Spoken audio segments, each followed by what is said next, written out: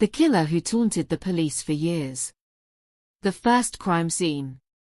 The night was cold, with a thick fog settling over the quiet streets of Chicago.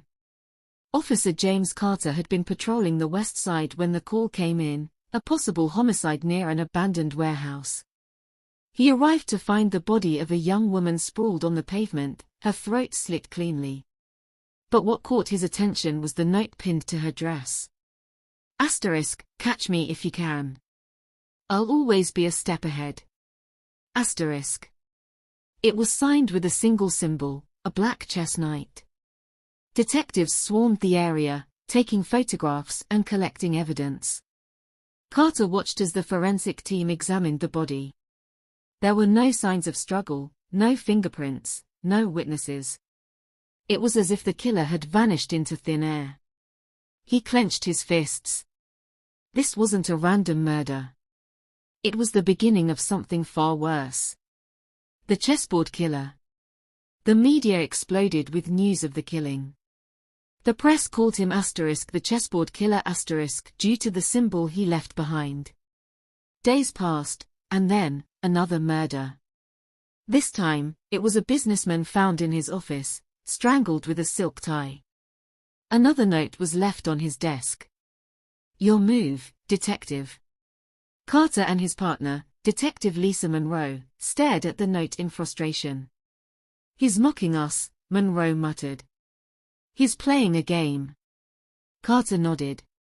Then we need to learn the rules before more bodies drop. The killer had struck twice within a week, both victims seemingly unconnected.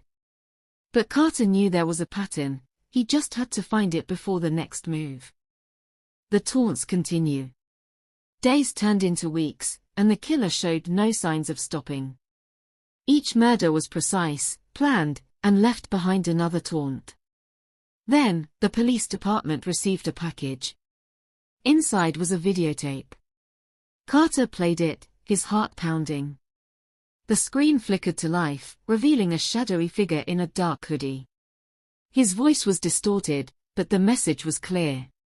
You're getting warmer, Detective Carter. But you're still too slow. Let's raise the stakes. The video cut to black. Then a final message appeared on the screen. Checkmate is coming. A pattern emerges. Monroe spread photographs of the victims across the board. What do they have in common? She asked. Carter stared at them. Then, it hit him. They were all connected to the 2015 Bishop Heights trial, he said. That case put a serial killer, Daniel Graves, behind bars. Monroe's face turned pale. Graves had an accomplice. But they were never caught. Carter nodded. Looks like they're back. They had a lead. Now they just had to find the killer before the next move. The killer's identity. The team worked tirelessly, tracking old case files and interviewing survivors. Then, they found something. A witness had seen a hooded figure near the latest crime scene.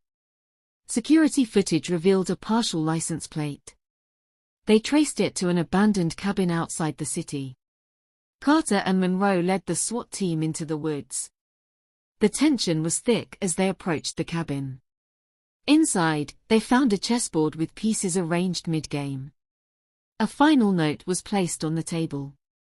Checkmate. The floorboards creaked upstairs.